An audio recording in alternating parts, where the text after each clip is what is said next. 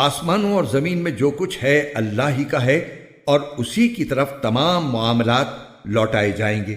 مسلمانوں، تم وہ بہترین امت ہو جو لوگوں کے فائدے کے لیے وجود میں لائی گئی ہے۔ تم نیکی کی تلقین کرتے ہو، برائی سے روکتے ہو، اور اللہ پر ایمان رکھتے ہو۔ اگر اہل کتاب ایمان لے آتے تو یہ ان کے حق میں کہیں بہتر ہوتا۔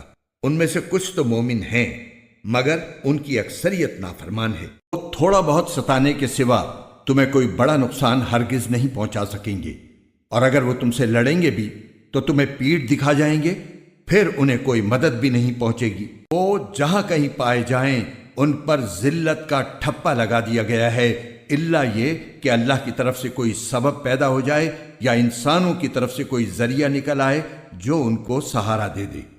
انجام کار وہ اللہ کا غضب لے کر لوٹے ہیں اور ان پر محتاجی مسلط کر دی گئی ہے۔ اس کی وجہ یہ ہے کہ وہ اللہ کی آیتوں کا انکار کرتے تھے اور پیغمبروں کو ناحق قتل کرتے تھے۔ نیز اس کی وجہ یہ ہے کہ وہ نافرمانی کرتے تھے اور ساری حدیں پھلانگ جایا کرتے تھے۔